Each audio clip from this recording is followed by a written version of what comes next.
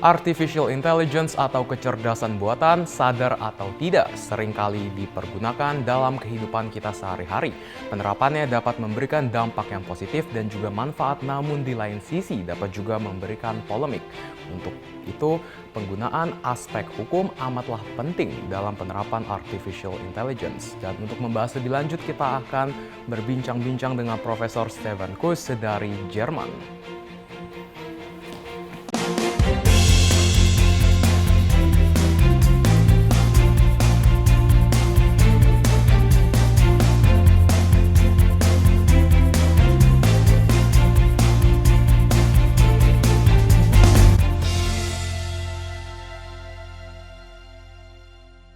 Halo Smart Viewers, kembali lagi Anda menyaksikan Perspektif bersama saya Jonathan Raharja. Dan kali ini kita akan membahas lebih lanjut mengenai Artificial Intelligence atau kecerdasan buatan. Dan tamu perspektif kita kali ini merupakan tamu yang sangat spesial dikarenakan dia datang jauh-jauh dari Jerman untuk memberikan kita informasi dan juga wawasan tentang apa itu Artificial Intelligence. Jadi inilah kita sambut Profesor Stefan Koos. Hello, Professor. Thank you Nice to meet so you. much for coming to the studio. Thank you very much. Is it your first time here in Indonesia? Oh, actually not. I am coming since many years to Indonesia, giving guest lectures in also in Binus Yes. University. I have many friends in Indonesia, also family relations in Indonesia. So I know Indonesia quite good, and I like it. So, how has Indonesia been so far? What do you love about Indonesia? So many different cultures, so many different aspects in the society. Very interesting for me, this country. And it is always for me fun to try to integrate in a totally different society and different culture, a part of my own culture. And this is what I like to be here. So, what do you like about Indonesia so far? Like, what things that you find interesting? Well, Indonesia is a very ambivalent country. This makes it interesting, yeah? So for me, Indonesia is much more than just a tourist destination. So I work here, of course, non-profit in a partnership with universities, and I have a lot of friends here, and my wife is Indonesian citizen, and so of course I'm much connected to that country. Wow. So, Professor, today we're going to talk about artificial intelligence. Well, many viewers out there might not really understand what AI is all about. But when we're talking about artificial intelligence, what things that we're mainly concerned about? Well, we talk about a lot of legal problems in the philosophic way. First of all, so if we have the action of artificial intelligence, we must talk about freedom and free will, because we have the discrepancy between the determinism of automats and of machines with the free will execution and application of the human being. So this gives us a lot of terminological problems in the law. So we talk about behavior control. Behavior can only be in individuals. So contracting is behavior. Behavior in the market, influencing markets, being a market participant. Also using AI algorithms, is that still behavior? And if it's not behavior, how we handle these systems? And then another important point is creativity. AI can already make certain pictures or make even write stories. Is this creativity, and is this an object for the copyright, for example? And what if the AI is acting and is causing damages? Who is responsible for that? These are the actual problems in the moment already, even before we develop more strong AI, we have these problems already starting, and we must discuss it. Well, you previously said about the control behavior, but can we really control the AI's behavior, or is it fully autonomously operated? First of all, the point is already, is that behavior? Yeah. So if a human being is doing something, it is acting in the free will, maybe influenced by the law, maybe influenced by cultural influencing, by the religion, by the politic, by the family. But AI is not really behaving, and this is exactly the problem I mentioned. If AI is not free to behave, then it is not will, it is control. AI may control itself, but is it really free to have a will?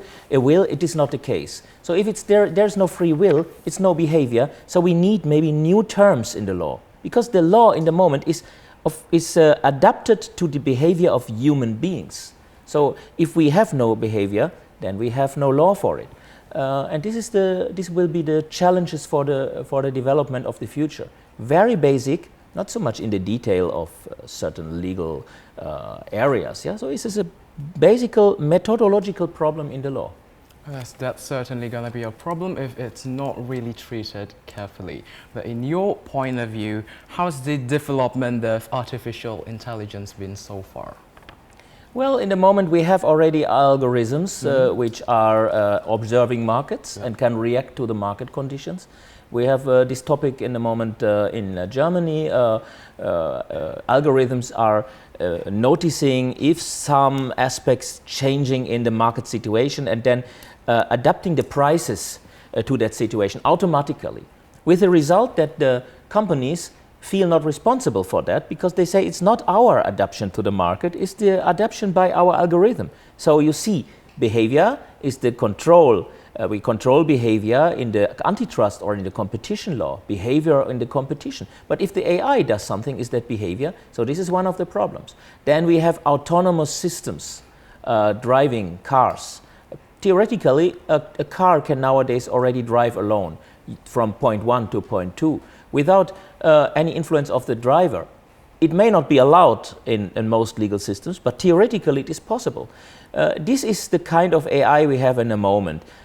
AI which is adapting to the situation, which can observe with sensors, with cams, can make experience and can even develop certain strategies, for example in markets, to simulate behavior. But this is not really behavior, it's a simulation actually, right?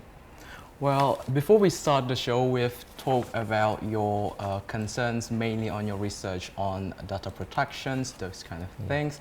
Can you please give us more of the things, information that maybe viewers might not know regarding this data protections? The combination between data protection, or you can call it big data, and artificial learning systems in the market is a very, very dangerous aspect. Because if we see which amounts of data platforms like Facebook or Google collect about a lot of people, then they know about the preferences. They know about the market preferences. They know about the condition in the financial situation. They know about the political preferences. They know about the familial situation.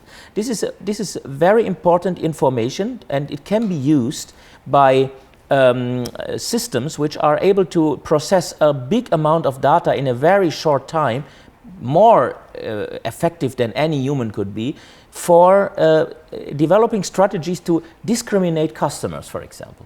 So it is possible that these systems will learn about any one of us just by digging the data from platforms, and the platforms maybe sell the data later to the companies, and then these systems will know anything about the preferences of a person and can make a special price for that person. This is in the first sight not dangerous, because it is not basically forbidden to give different prices to different partners. But if it is very fast and very effective and the people don't know what data are used here, then we have a disequilibrium in the weapons, between the customers and the sellers. And this is a big danger, because people are not aware of this danger. Well, yes, Prof, we've talked about that. But do you think that there is a need for us to make a borderline between the human world, like us, and the artificial world, like the products of artificial intelligence? Yeah, clearly. We must clearly decide that this is not a legal topic, actually. This is a philosophical and sociological topic. We must decide how much we want to integrate artificial intelligence, especially if it's more developing into our society.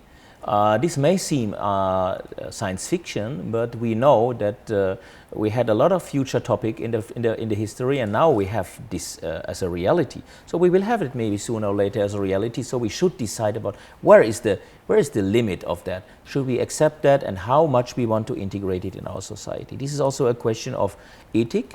and of how we want to build our society. And hopefully we will not be forced by the technology to make the society in the needs only of the technology and the economy. So there must be also ethic. And this is also, of course, influenced by the Constitution, by the human rights, by the definition what is human dignity and what is the supremacy of the human rights and the human dignity in the society.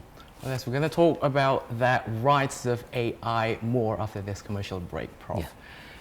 Dan pemirsa, jangan beranjak terlebih dahulu karena sesaat lagi Perspektif akan kembali dengan informasi-informasi mengenai artificial intelligence lainnya.